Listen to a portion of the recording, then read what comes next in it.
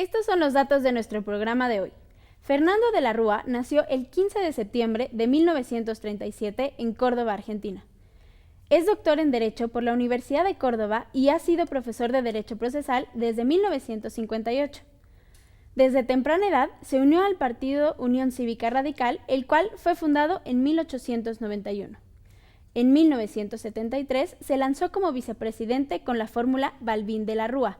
Sin embargo, perdió las elecciones ante la mancuerna de Juan Domingo e Isabel Perón. Ganó 3 veces las elecciones para senador, pero en la última ocasión no pudo ejercer el cargo debido a las reglas de proporcionalidad del Congreso.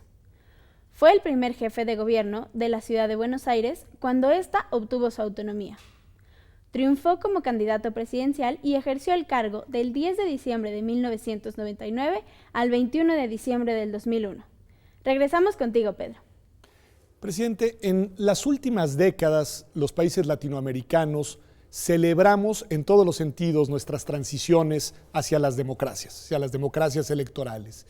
Y sin embargo, el panorama actual en el continente es un panorama políticamente complejo. ¿Cuál es su diagnóstico de lo que está pasando en América Latina en términos de democratización, de democracia actualmente?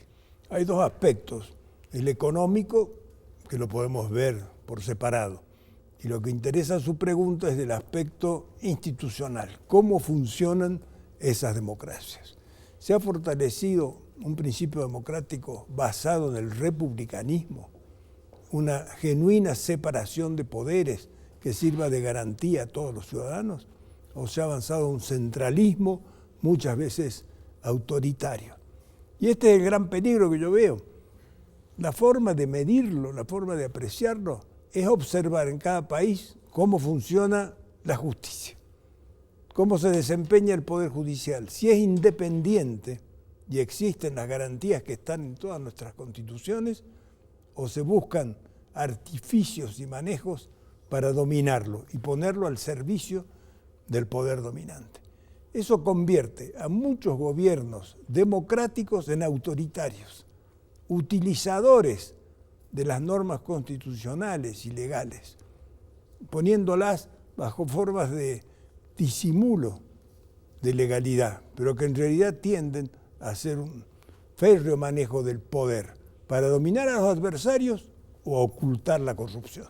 Es una fuerte paradoja esta, ¿no, César? Porque lo que el presidente nos dice, creo con razón, es que más allá del expediente, digamos, formalmente democrático, en la operación de los gobiernos latinoamericanos encontramos rasgos de regresión autoritaria. ¿Tú compartirías este diagnóstico? Yo lo comparto porque creo que, como ciertamente lo ha expresado el expresidente, me parece que si vemos el aspecto formal, hoy casi con la excepción de Cuba, todo nuestro sistema se fundan en el principio democrático que reconoce el principio de soberanía popular como eje legitimador de nuestras democracias, que también reconoce el principio republicano en cuyas aristas destaca la división de poderes e incluso el tercer principio de supremacía de los ordenamientos fundamentales.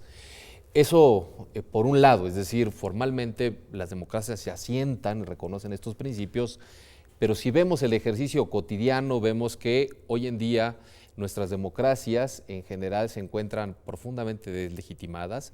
Veamos los liderazgos actuales y ese desencanto social que hay hacia ellos.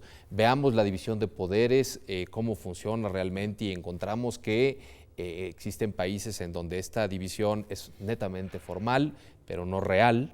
Pero Sí. me llama la atención que pone el eje, digamos, de su reflexión en el Poder Judicial, que me parece muy relevante, es decir, no subraya tanto los mecanismos, presidente, cuando menos en esta primera intervención, de elección y, digamos, y de recreación de la representación política, sino más bien en la relación entre el Poder Judicial y los otros poderes. ¿Por qué? Como modo de ejemplo, es algo que debiera llamar la atención enseguida. ¿Cómo funciona la separación de poderes? Suele haber entre el Poder Ejecutivo y el Poder Legislativo una relación de mayorías partidarias que a la larga es legítima. Una mayoría parlamentaria acompaña a su gobierno, debieran hacerlo siempre con más independencia, pero en general lo acompañan sin discutirlo mucho. Pero el Poder Judicial tiene que ser independiente, Por eso los jueces deben tener permanencia en sus cargos, no deben ser objeto de presiones, de influencias, de dominación. Y si uno observa en los distintos países qué pasa, ahí se va a dar cuenta cómo está funcionando el sistema. Cuando era presidente me tocó hablar en la OEA. Era el momento de la crisis peruana, que Fujimori había clausurado el Congreso y había una gran preocupación. Me tocó hablar y dije, nos rige un principio de no intervención. Es como una regla de derecho internacional sagrada que todos acatamos. Pero eso no significa que apliquemos un principio de indiferencia, sino lo contrario. Tenemos que aplicar y crear otro que yo me permito llamar, les decía, el principio de no indiferencia.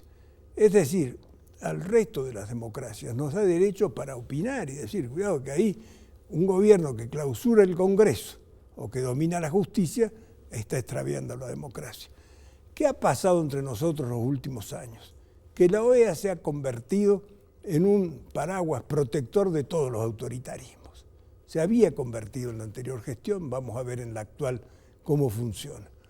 No decía nada ante una maniobra en Venezuela para poner presa una jueza que había resuelto en contra de lo que quería Chávez.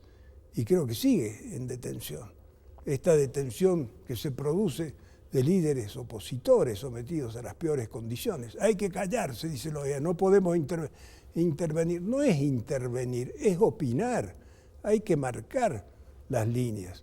Incluso esos gobiernos se relacionan entre sí, se asocian y juegan a una cómplice política de ocultamiento recíproco. Me interesa muchísimo esta dimensión internacional. Les pediría que regresáramos ahí en unos minutos, pero subrayando solo una cuestión que te pregunto, César.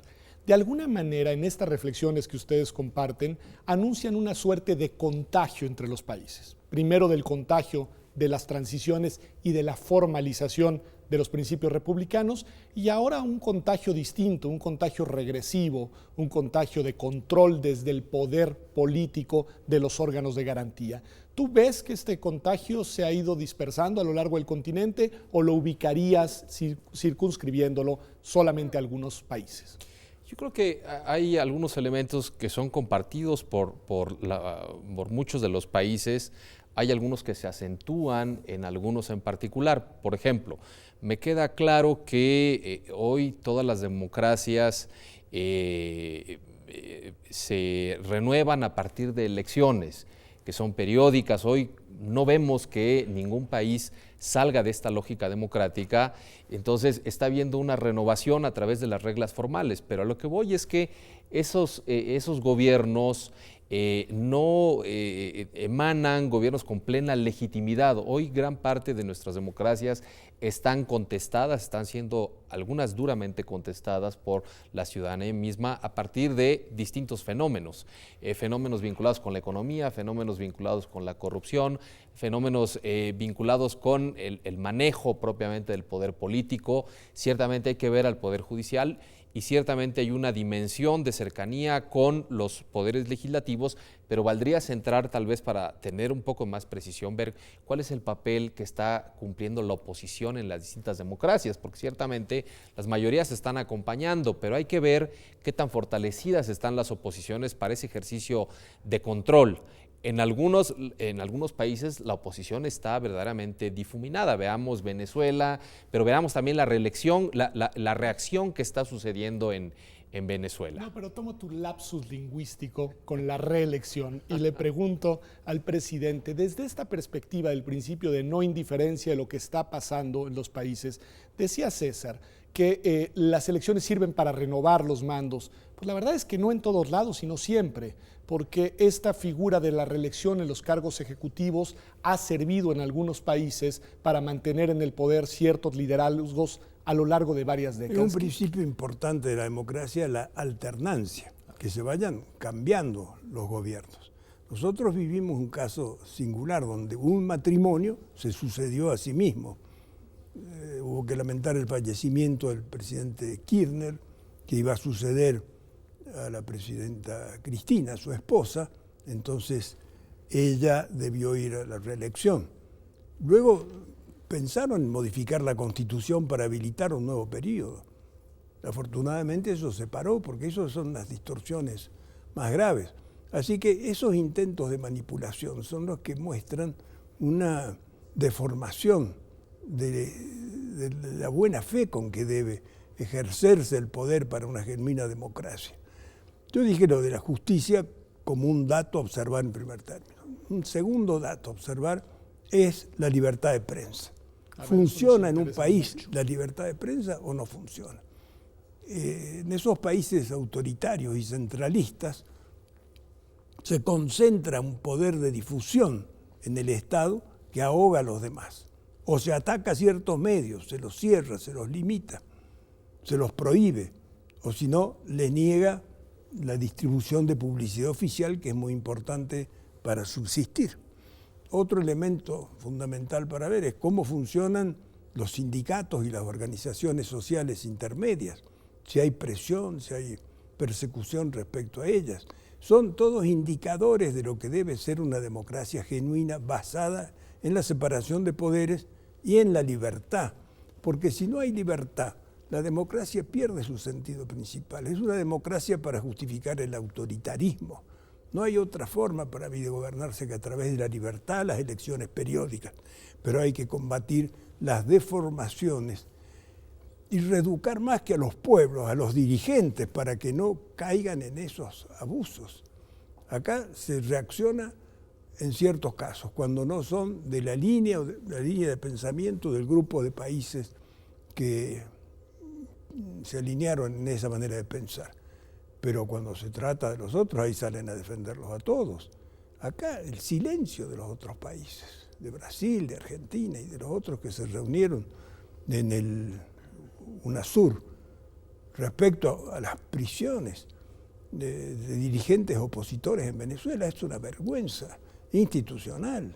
Yo no sé cuál fue la posición de México, pero digo, México, que ha sido un ejemplo de democracia, un ejemplo que se enriqueció con la alternancia de partidos políticos.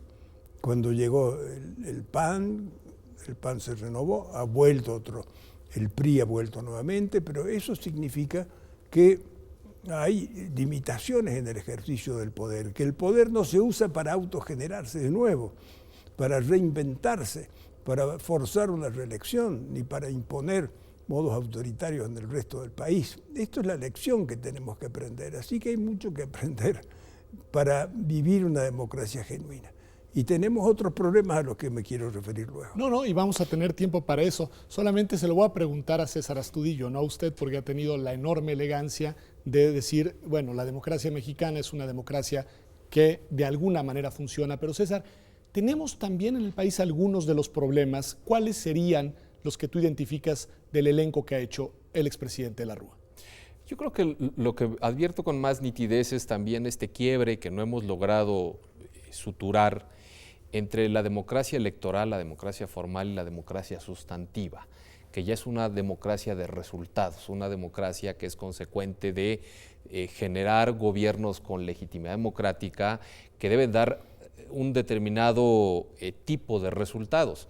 Si nosotros vemos el gran pendiente de esta etapa constitucional que está por cubrir 100 años próximamente, es el Estado Social de Derecho, es decir, una carta fundamental que trata de impulsar un modelo de sociedad a partir de una igualdad sustancial en donde hay un equilibrio entre los distintos componentes de la sociedad a partir de tener satisfactores mínimos.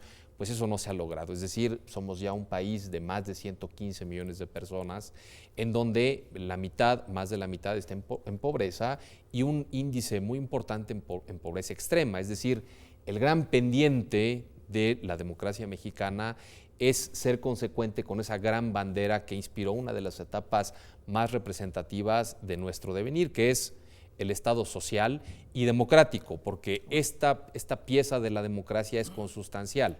No podemos dar calidad en los gobiernos, buenos gobiernos, sino vienen precedidos de legitimidad. Bueno, me parece interesantísimo para, digamos, retomar nuestra reflexión después de un corte. El presidente mencionó el factor económico y lo dejamos, digamos, ahí pendiente. Tú mencionas, César, ahora el expediente social y yo quisiera agregar algo que ya de alguna manera anunciabas, la forma en la que estos dos elementos deben interactuar con las instituciones democráticas, porque hay quienes sostienen que para resolver los problemas económicos o para enfrentar los rezagos sociales se debe prescindir de la democracia y hay quienes creemos que eso es equivocado. Pero si les parece, lo retomamos como tema de punto de partida después de un corte. Estamos en Observatorio, como usted ha visto, hablando de democracia en América Latina, de los retos y sobre todo de los retrocesos. Quédese con nosotros que ya volvemos.